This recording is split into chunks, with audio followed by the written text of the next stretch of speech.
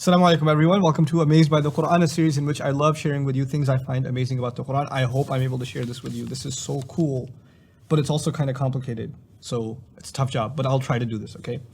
So we're going to compare two surahs, Surah Al-Araf, 7th surah, and Surah Hud, 11th surah. And in both of these surahs you have just one contrast between the two.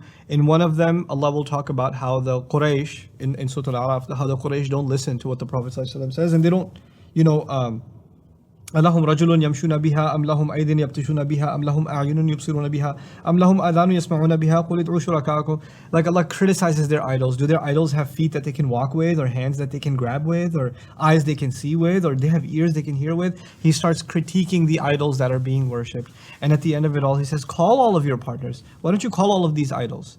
And have them scheme against me. Fakidun, thumma kidun. Then go ahead, make a scheme against me. فَلَا تُنْظِرُونَ. And no, please don't give me any extra time. Make your scheme and then attack. Go ahead, do what you can. It's kind of this call out, right? He calls them out.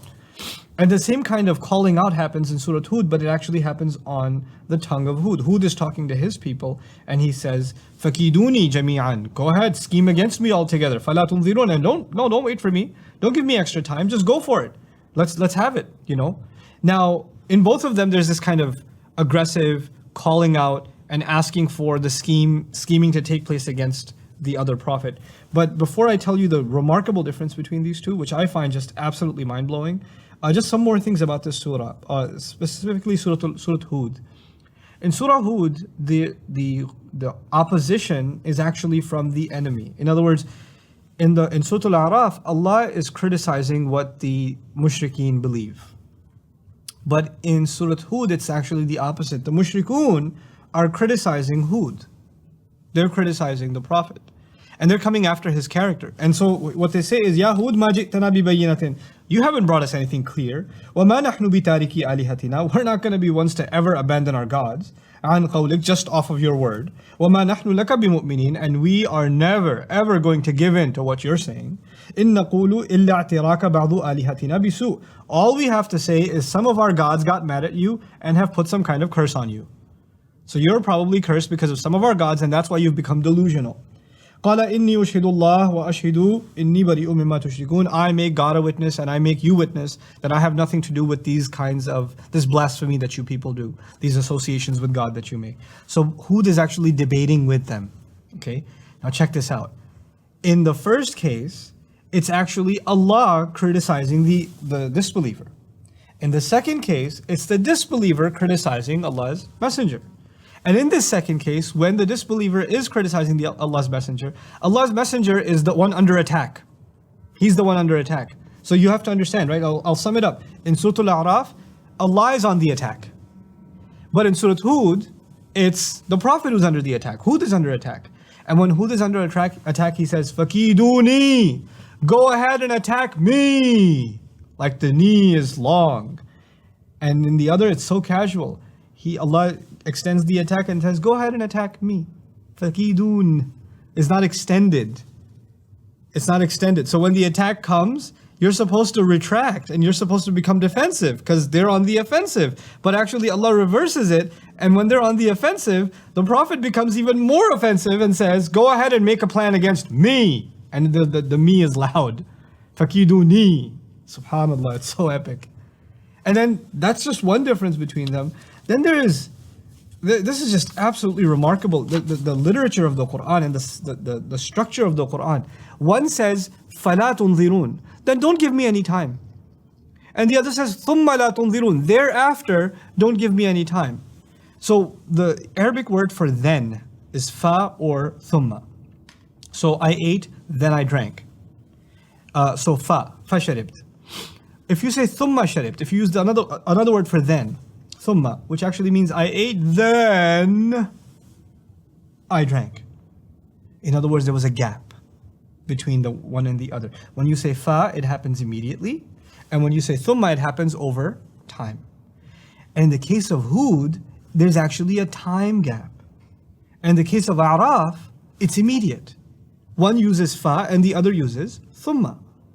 Now the question arises, what justifies that? Why would you use an immediate one in one surah and a delayed response from them in the other surah. What's absolutely fascinating in Surah Araf, all over the surah, وَكَمْ, from the beginning, وَكَمْ مِنْ قَرْيَةٍ أَهْلَكْنَاهَا فَجَاءَهَا بَأْسُنَا بَيَاتًا أَوْ هُمْ قَائِلُونَ. How many towns have we destroyed that our war came against them in the middle of the night, all of a sudden, while they were asleep.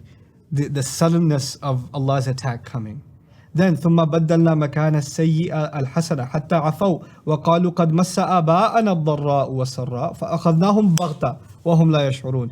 People, in the 95th ayah, we replaced their bad times with good ones until they became permissive and forgiving. In other words, they just let go of all of their moral inhibitions.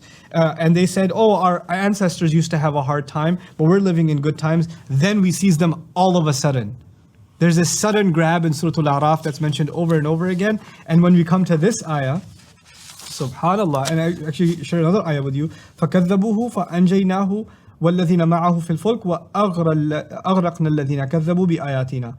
You know, we rescued him and those who were with him on board the ship, and we all of a sudden drowned those who had lied against our ayat.